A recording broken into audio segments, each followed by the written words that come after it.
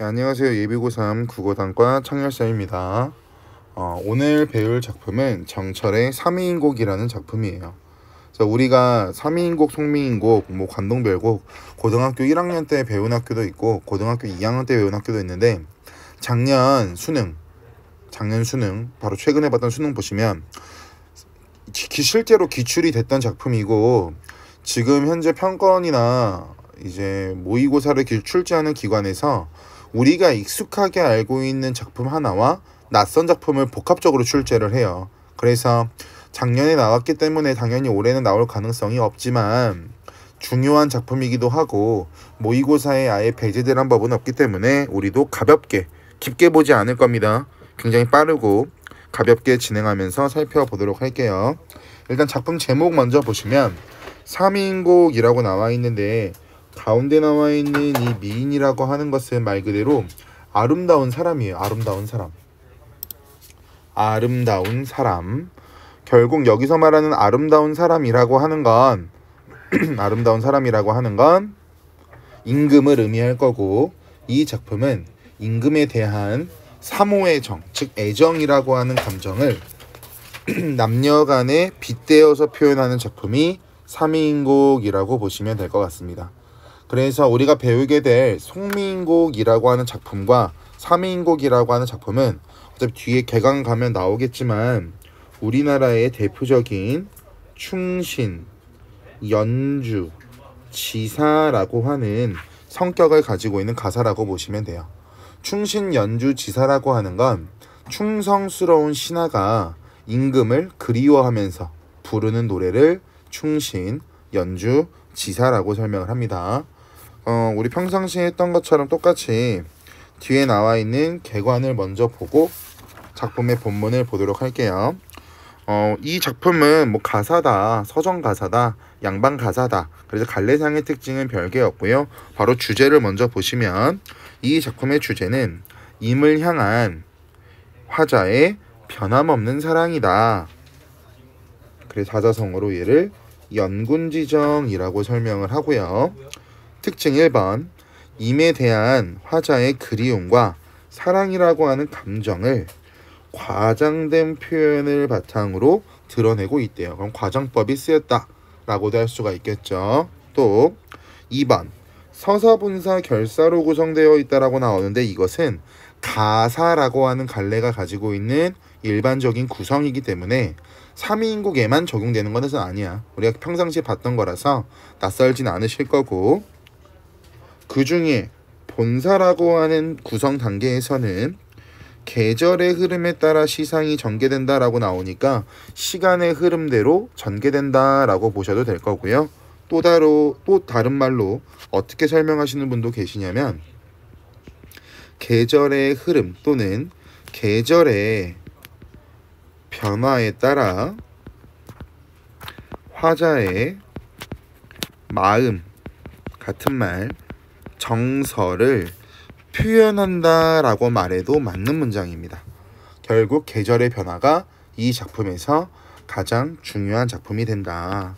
3번, 이 작품에는 유교적인 색깔도 나오고요, 불교적인 색깔도 나오고요, 도교적인 색깔도 나와요. 이거를 먼저 말씀드리는 이유는 송미인곡에도 나오기도 하겠지만 고등학교 1학년 때 우리가 엄청 짜증내면서 배웠던 관동별곡이라는 작품 있죠. 거기도 유교, 불교, 도교 세 가지 종교의 성격이 녹아든다라고 했던 부분들이 있었고, 같은 작가가 쓴 거기 때문에 미리 알고 들어가면 많이 도움이 되실 것 같아서 말씀을 드렸습니다. 일단 여기서 유교적인 사상은 뭐냐면 충과 관련된 게 드러나야 되니까 임금에 대한 사랑, 이 연군지정이라고 하는 부분이 유교적인 요소고, 불교는 내가 다시 태어나서 무엇이 되고 싶다라고 하는 부분이 나올 거예요. 이런 걸 불교에서 윤회사상이라고 설명을 하죠. 도교는요, 신선과 관련된 게 나오면 되는데 뭐가 나올 거냐면 천상백옥경, 여기서는 임이 사는 곳, 임이 사는 곳이라고 나오겠지만 작가의 입장을 적용시켜 보시면 임금이 계신 한양이다, 이렇게 해석하는 경우도 있고요. 천상계가 있으면 인간계, 즉 하계라고 하는 공간이 나올 텐데, 하계는 말 그대로 인간이 살아가는 공간이자 뭐 정철의 입장을 적용시켜 보시면 유배지가 되겠죠. 유배지. 해제 한번 읽어볼게요. 해제. 송민국은 송강 정철이 또 당쟁 때문에 관직에서 물러나 고향에 머물 때 임금을 향한 자신의 변함없는 충성됨을 드러내기 위해 지은 작품이래요.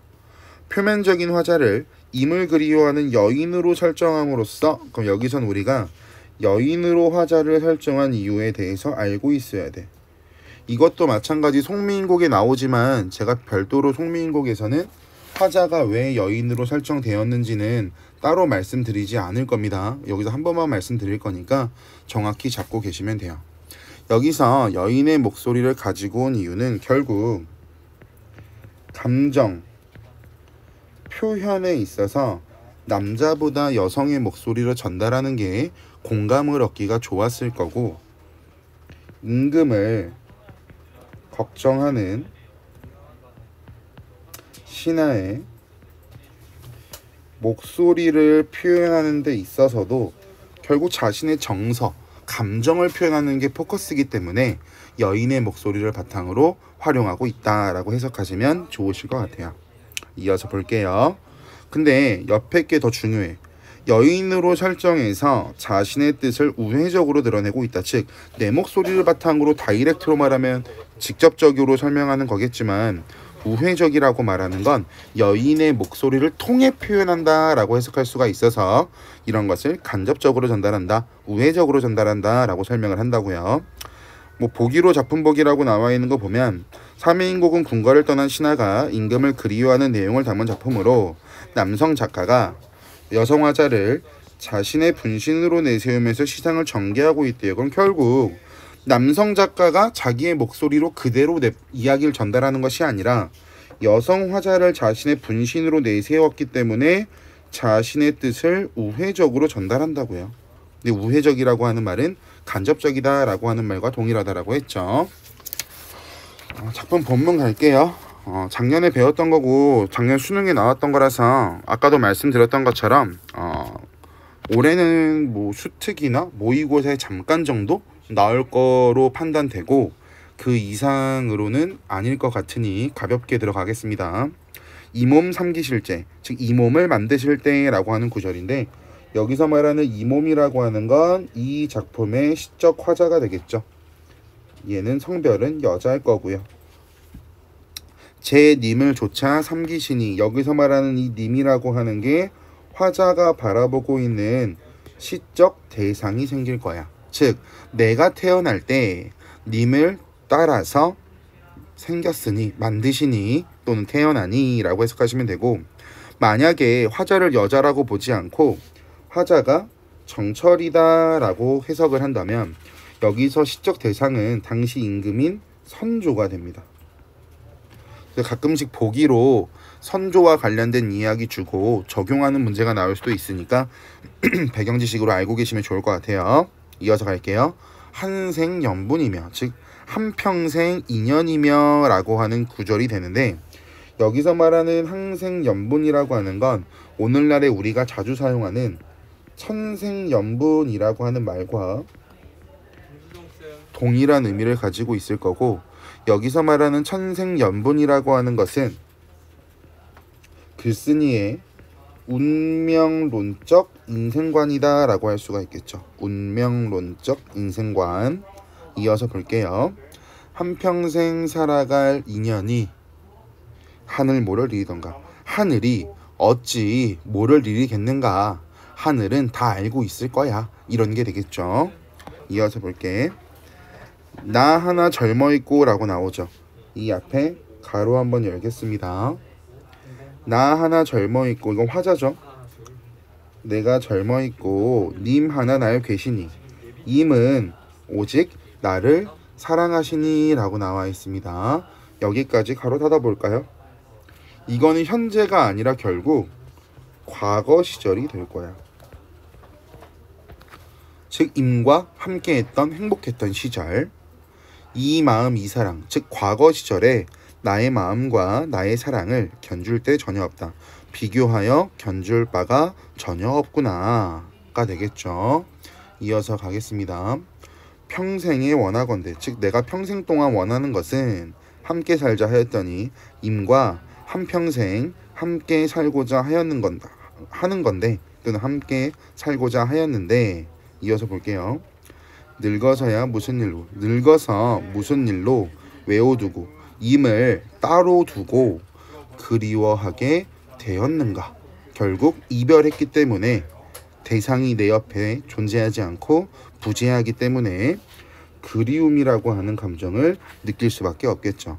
그래서 문학에서 그리움 감정이 나오면 무조건 화자가 원하는 대상이 부재할 때 느끼게 되는 일반적인 감정이라고 보시면 될 것 같습니다. 이어서 볼게요. 엊그제 임을 매셔 광안전에 올랐더니, 광안전 아래 볼까요? 달나라 궁전, 여기서는 임금이 있는 서울의 궁궐이라고 나와 있는데요. 이 광안전을 바탕으로 아까 봤던 1번 도교적인 색채를 알 수 있을 거고, 2번 달나라 궁전이니까 천상계가 될 거고, 천상계가 있으면 반드시 지상계 또는 하계라고 하는 공간이 존재할 거야. 그래서 이런 것을 뭐라고 하냐면 공간이 두 개다 라고 해서 이원론적 공간이 나타난다, 세 개가 나타난다 라고도 설명할 거고, 화자를 작가인 정철로 본다면 임금이 계신 조선 한양이 되겠죠. 궁궐이라고 해석해도 되고요. 엊그제까지는 임을 모시고 광안전에 오르곤 했었는데, 이어서 볼게요. 그 사이 어찌하여 하계에 내려오니, 하계라고 하는 거 아래 보세요. 인간 속세라고도 나오고, 화자를 여성 화자가 아니라 정철로 적용시켜 보시면 정철의 고향인 전라남도 창평이라고 나와 있죠. 그럼 얘도 마찬가지야. 1번 위에 나와 있는 것처럼 도교적인 색깔이 나타날 거고, 2번 지상계 같은 말 하계가 될 거고, 이원론적 공간이다, 이건 위에서 말했으니까 별도로 말하지 않을게요. 3번 여기는 화자가 있는 공간이 되겠죠. 됐죠? 이어서 할게요. 올적의 빗은 머리 헝클어진 지가 3년이구나. 여기 나와 있는 3년 세모 쳐보시면 머리가 헝클어진 게 3년이라고 하는 부분을 통해서 임과 헤어지게 된 지 3년이구나를 추측할 수 있는 이유는 자기가 정말 사랑하는 사람이 있다면 그 사람 앞에서 잘 보이고 싶어서 엄청 가꾸겠죠. 하지만 그 사람이 내 옆에 없다면 뭐 눈에 눈곱이 껴있던지 머리가 떡졌던지 신경도 안 쓰고 시간을 보낼 테니까 그러한 일반적인 모습을 통해서 임과 헤어진 지 3년이라고 하는 시간이 지났다라고 추측이 가능하다고요. 되셨죠? 이어서 보겠습니다. 연지분 있지만은 연지분 체크해 볼게요. 아래 보시면 화장품이라고 나오죠. 지금부터 제가 이 색깔로 밑줄 치는 것들은 뭐가 되냐면요, 화자의 성별을 짐작할 수 있는 소재들을 방금 색칠한 형광펜으로 체크하겠습니다. 이어서 볼게요. 연집은 있지만, 즉 화장품이 있지만 누굴 위해서 곱게 할까? 즉 할 사람이 없는 거죠. 사랑하는 사람이 옆에 없기 때문에 굳이 그 부분에 대해서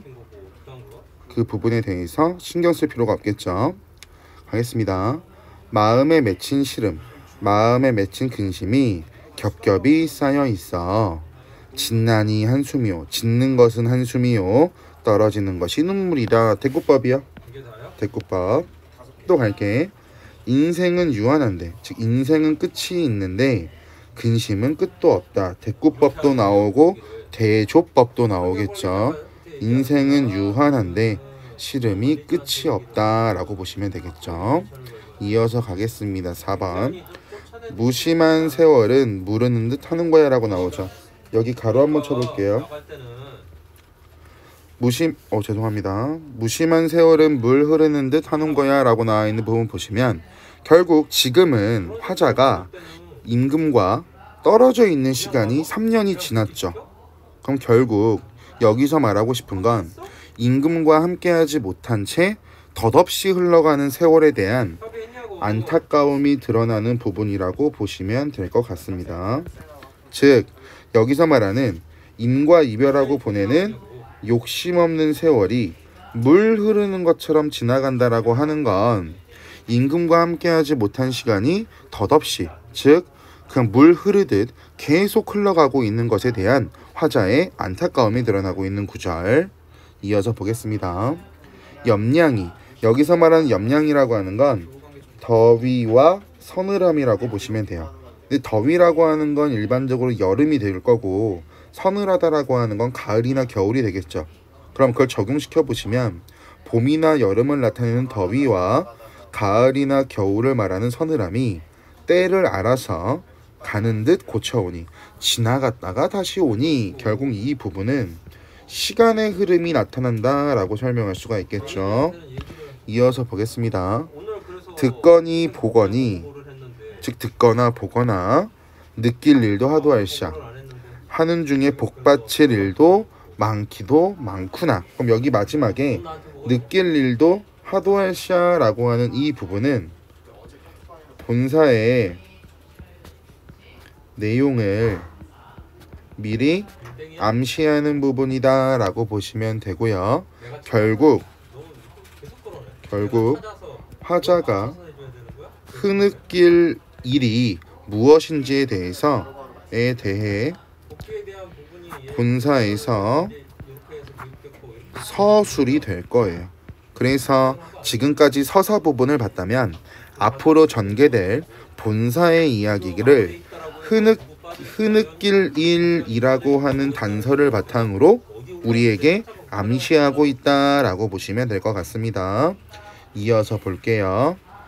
우리 지난 시간에 배웠던 면왕정가랑 그리고 성선별곡에 나와 있던 계절적 배경을 알려준 소재들이 있었죠. 그게 똑같이 나오거든요. 왜냐면 송미인곡도 사계절이라고 하는 흐름이 나온다라고 했으니까 삼해인곡의 그 부분이 어떻게 나오는지도 체크하면서 보셔야 될 겁니다. 갈게요. 저 아닌 것 같아요. 비대면 안 할래요. 뭐 할래요?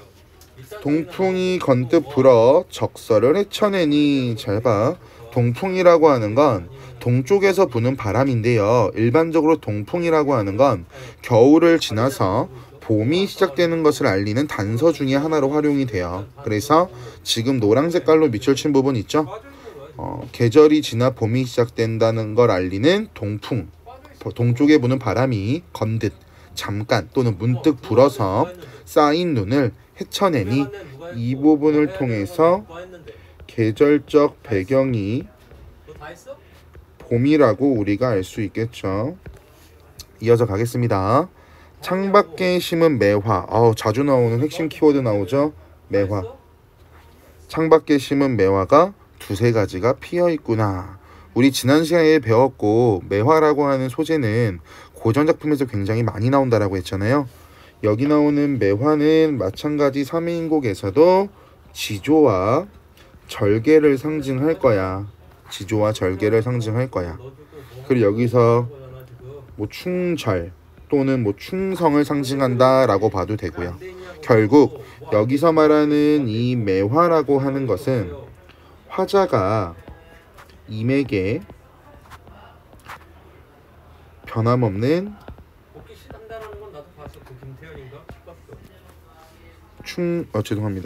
충정을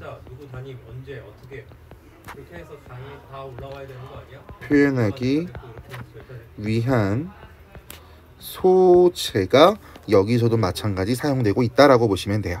됐죠? 이어서 가겠습니다. 가뜩이나 냉담한데 날이 쌀쌀한데 암향은 무슨 일인가? 여기서 말하는 이 암향이라고 하는 건 매화가 풍기는 향기를 암향이라고 할 테니까 매화가 풍기는 그윽한 향기라고 하는 암향도 임금에 대한 충절을 상징하겠죠. 이어서 볼게요.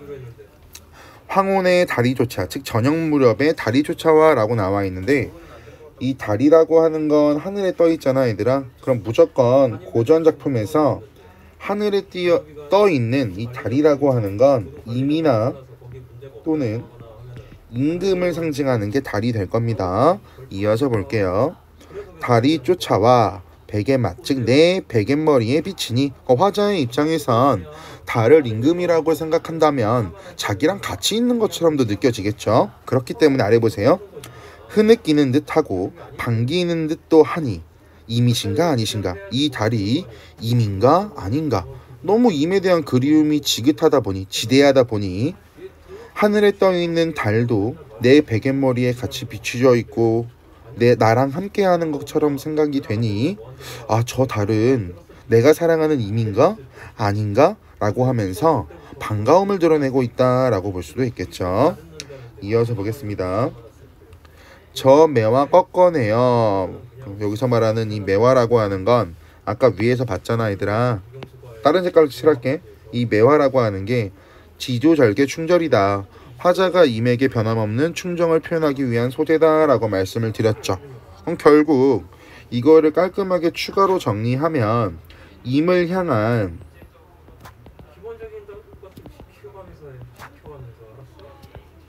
화자의 사랑과 정성을 나타내는 소재가 될 텐데, 이 매화라고 하는 게 여기 죄송합니다. 임을 향한 화자의 사랑과 정성이라고 하는 이 매화가 소재 한 가지만 나오는 게 아니라 임을 향한 화자의 마음이 여러 군데 등장하니까 지금 매화에 색칠해놓은 형광펜 기억하셨다가 같이 묶어서 학습하시면 학습 효과가 좋으실 것 같아요. 이어서 볼게요.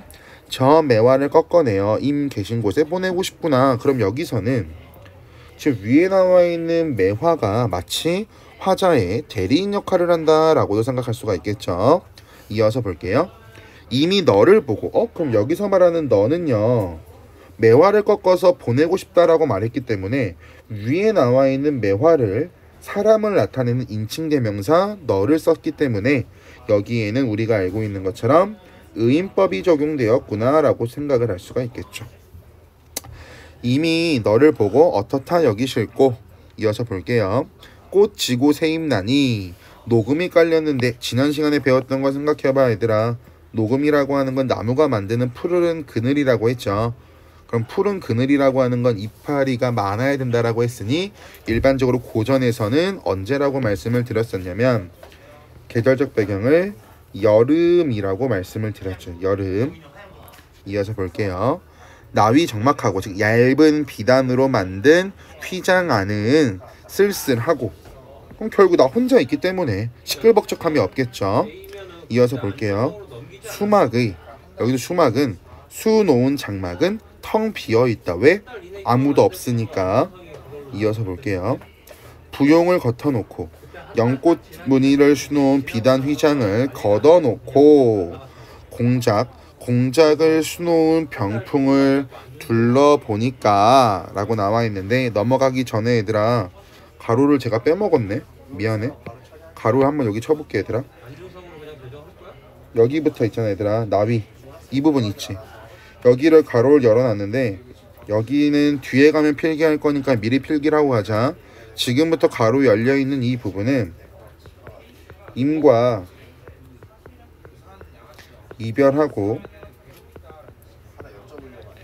홀로 지내는 화자의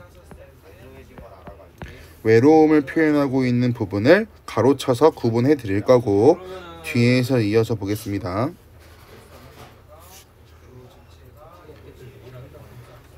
가뜩이나 시름 근심 많은데 날은 어찌 길던고. 여기까지요. 즉 누군가가 보고 싶은데 그 사람을 보지 못하면 그리움이라고 하는 감정이 커질 수밖에 없을 거 아니야, 얘들아. 그 부분을 나타내고 있는 부분이라고 보시면 될 것 같아요. 이어서 갈게요. 원앙금 베어놓고 언앙새 수놓은 비단을 베어놓고 오색선 풀어내요. 5가지 색을 풀어내요. 금자에 겨누어서 금으로 만든 자로 치수를 재어서 이매옷 지어내니. 와우, 옷까지 만듭니다. 그럼 얘들아, 우리 여성분들은 목도리를 따본 적이 있으신 경험이 있다면 얼마나 목도리를 만드는 작업이 얼마나 힘든지는 알고 계실 거예요. 하지만 저처럼 남성들은 일반적으로 무언가를 만드는 경험이 없기 때문에 옷을 얼마나 노력을 해야 만들 수 있는지는 모르겠지만 누군가를 위해서 옷을 만든다라고 하는 이 행위 자체도 앞에서 봤던 매화처럼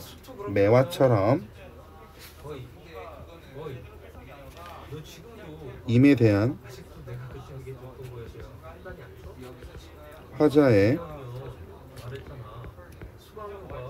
사랑과 정성이라고 할 수가 있겠죠. 임에 대한 화자의 사랑과 정성. 이어서 보겠습니다. 수품은 물론이요 솜씨는 물론이거니와, 즉 옷을 만드는 솜씨는 물론이거니와 제도도 갖추시고 격식도 갖추어져 있구나. 이어서 갈게.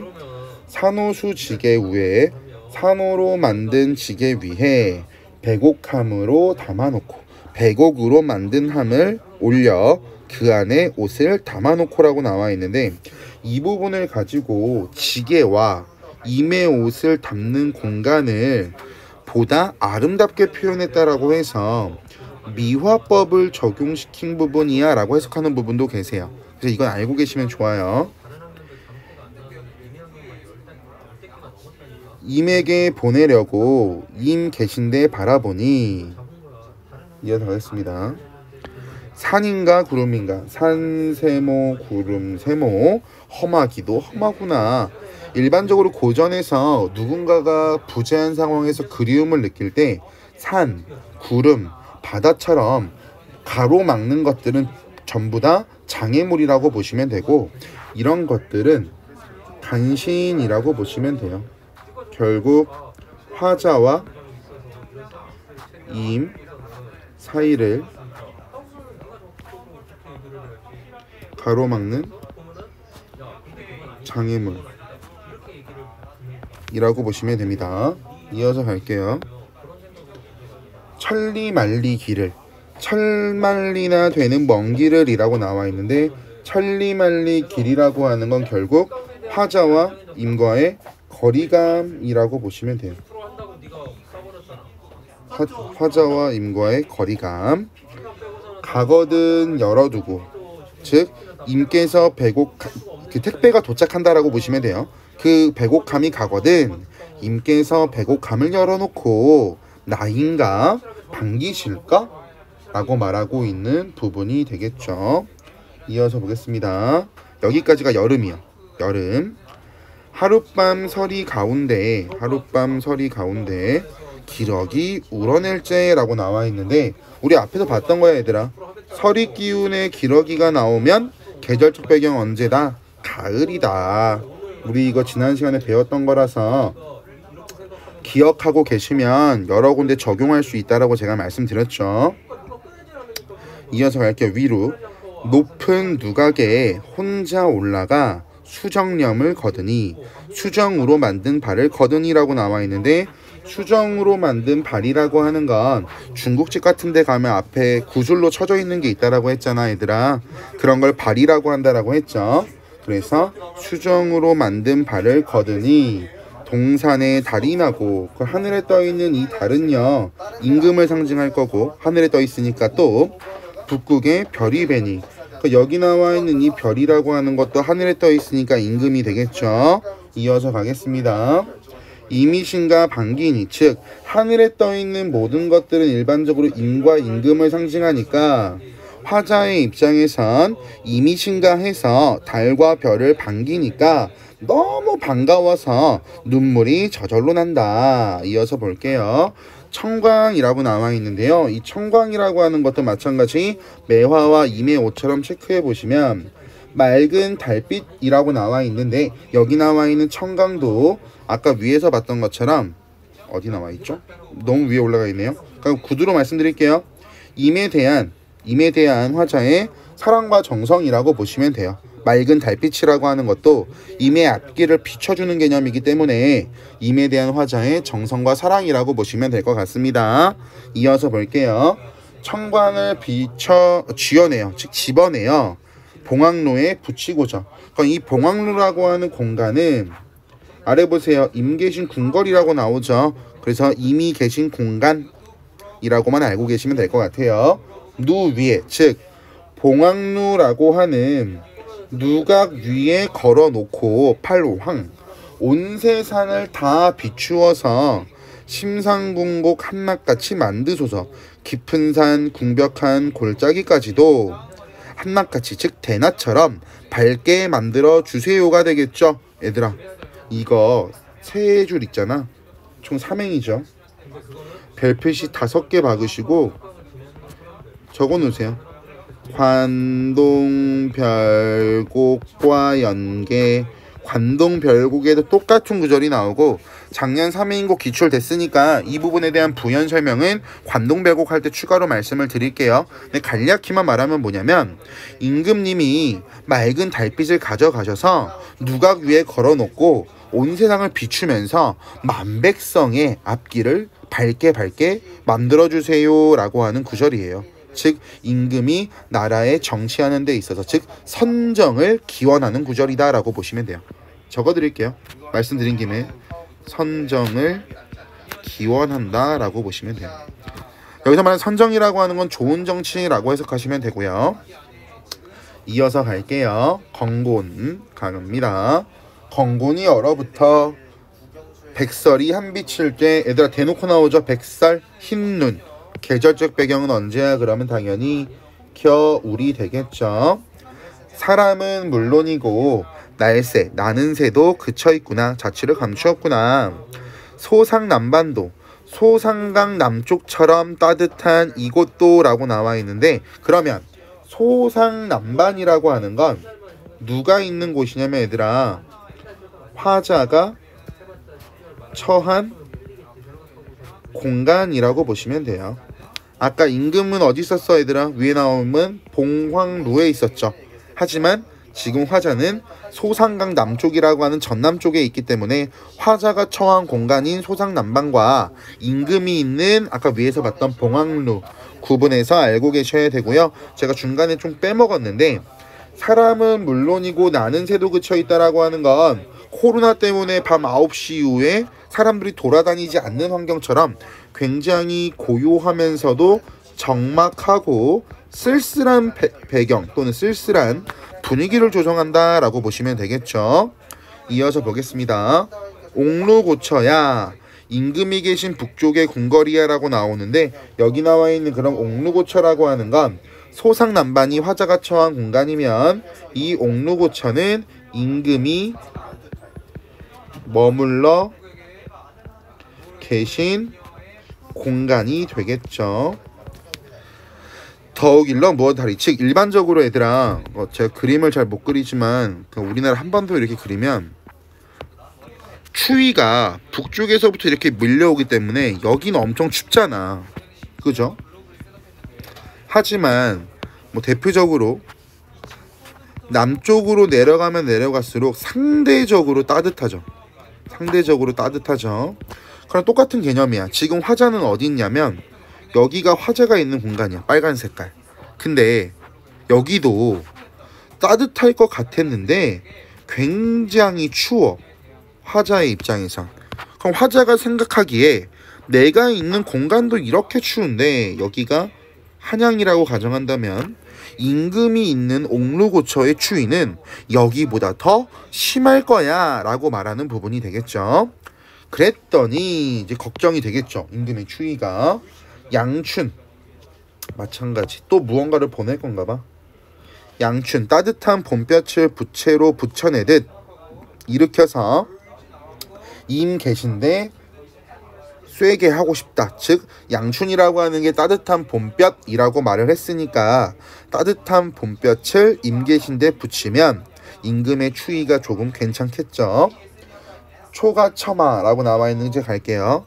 초가집 처마에 비친 햇볕을, 그럼 여기 나와 있는 초가처마 비친 해라고 하는 것도 양춘을 풀어 설명한 부분이라고 볼 수가 있겠죠. 그 다음 옥루에 올리고자. 그럼 여기 나와 있는 이 옥루라고 하는 공간은 임금이 계신 궁궐이니까 위에 나와 있는 옥루고처라고 하는 곳과 일맥상통할 겁니다. 이어서 볼게요. 얘들아 또 하나 나왔어요. 여기 홍샹 붉은 치마래요. 근데 치마라고 하는 건 일반적으로 여성이 입죠. 그래서 화자가 여성임을 짐작할 수 있게 하는 시어 중 하나가 될 거야.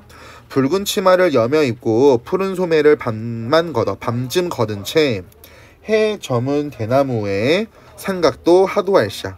이런저런 삼각거리가 많기도 하구나. 근데 얘들아 해 저문 대나무라고 하는 게 지금 우리가 보는 교재에는 좀 풀어 나와 있는데 자주 나오는 고전의 사자성어로 뭐라고 나오냐면 일모 슈 죽이라고 하는 표현이 나와요. 걔를 현대어로 풀이하면 해 점은 대나무라고 해석하시면 되는데 일모슈득이라고 하는 게 빈출 단어이기 때문에 여러분들께서 알고 계셨으면 좋을 것 같아서 말씀을 드렸습니다.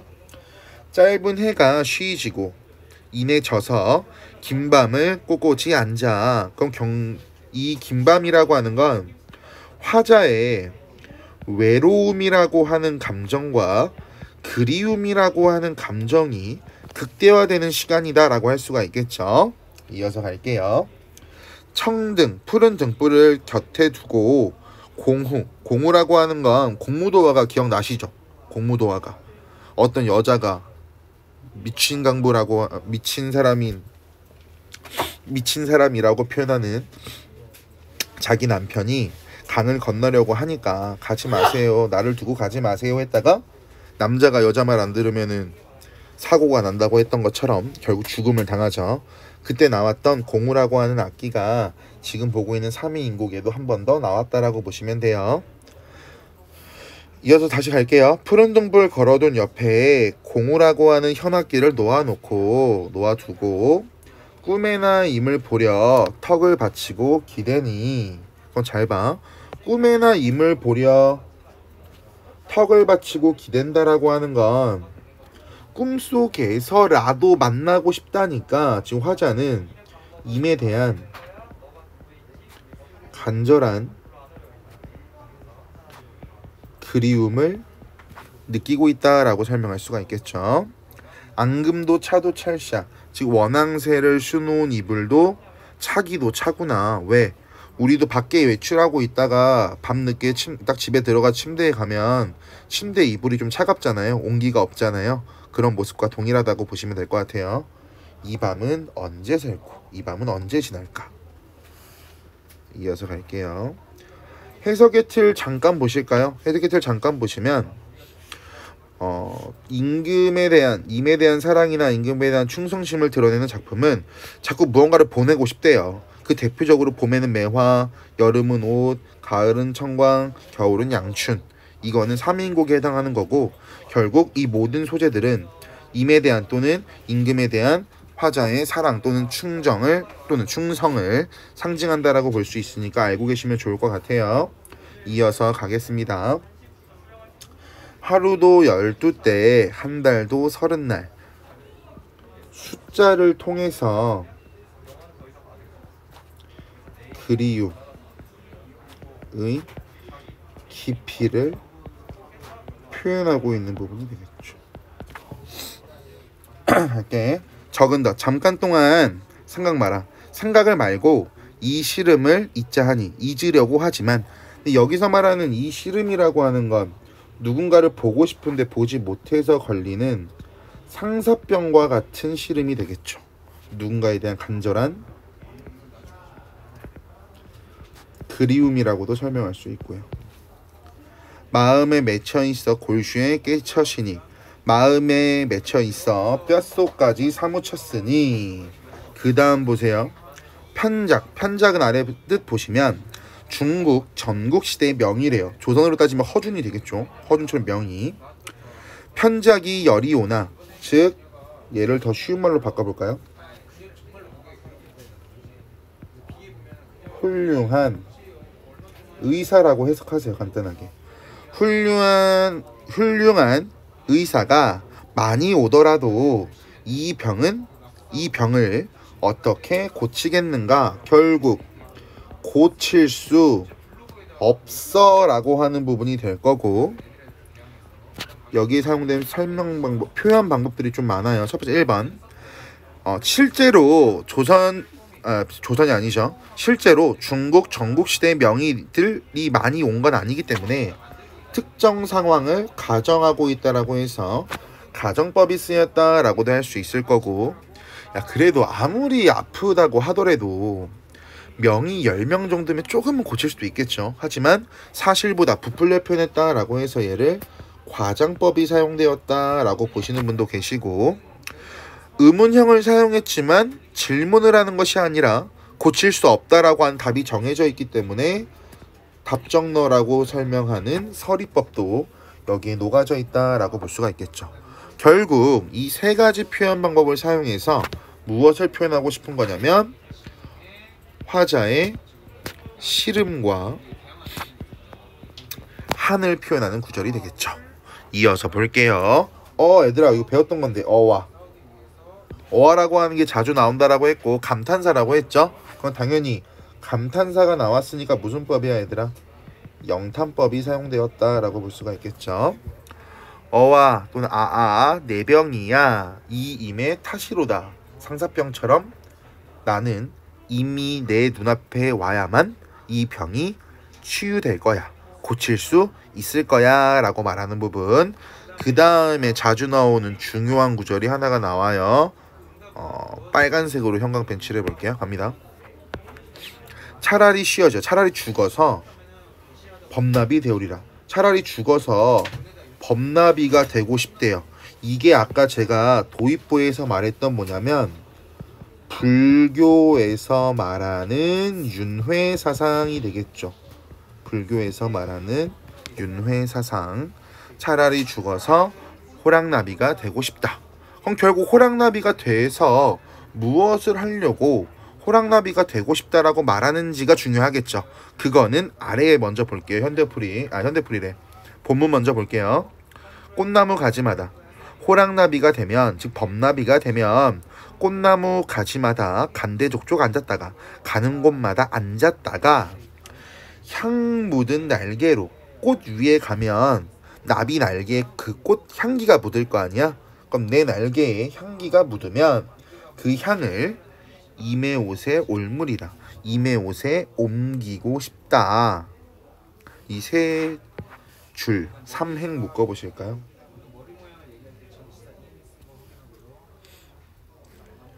결국 화자의 강렬한 염원이 드러나는 구절이 될 거야. 차라리 죽어서 호랑나비가 되겠다 또는 범나비가 되겠다. 그렇게 된다면 내가 꽃나무 가지마다 간대 또는 가는 곳마다 앉아서 향기를 내 날개에 묻혀서 임의 옷에 옮기고 싶다. 그 정도로 나는 임과 함께 하고 싶다가 되겠죠. 이어서 갈게요. 님이야 라고 나와 있는 이 부분 있죠? 가겠습니다. 이 부분도 자주 나오는 부분이고 굉장히 중요한 부분이거든요. 같이 볼게요. 임이야 날인 줄 모르셔도 내 임 조치를 하노라. 임께서 그 호랑나비가 나인 줄을 모르셔도 나는 임을 따르겠다. 그럼 결국 이 부분은 임에 대한 화자의 일편단심이 될 거고 이 부분을 바탕으로 주제를 극적으로 제시하고 있다라고도 설명하죠. 주제를 극적으로 제시하고 있다. 또는 주제가 가장 두드러지게 등장한다 라고 보시면 될 것 같습니다. 그럼 아까 중간에 빼먹고 왔는데 위에 나와 있는 해석의 덤 잠깐 볼게요. 죽어서 다른 존재가 되어서라도 라는 말이 나오잖아 얘들아. 그럼 무조건 윤회사상이야. 죽어서 다른 존재가 되고 싶다. 윤회사상. 임의 곁에 있고 싶다는 표현을 통해 임을 향한 일편단심의 태도를 표현하고 있다. 이와 유사하게 우리 배웠죠? 만분가와 배울 거야 송민국의 화자도 각각 두견의 넋, 나걸이 되어서라도 임을 따르고 싶다는 소망을 드러내고 있대요. 그럼 결국 죽어서라도 임을 따르고 싶다라고 하는 건 변함없는 자신의 마음을 표현하는 구절이 되겠죠. 변함없는 자신의 마음을 표현하는 구절. 그래서 사미인곡 같은 경우에 크게 어려운 작품은 아니고 아까 도입부에서 말씀드렸던 이러한 내용과 지금 아까부터 우리가 계속 봤던 내용들에 대해서 여러분들이 정확히 알고 계시면 좀 쉬운 작품이었다고 볼 수가 있을 것 같습니다. 다음 강의에서 뵐게요.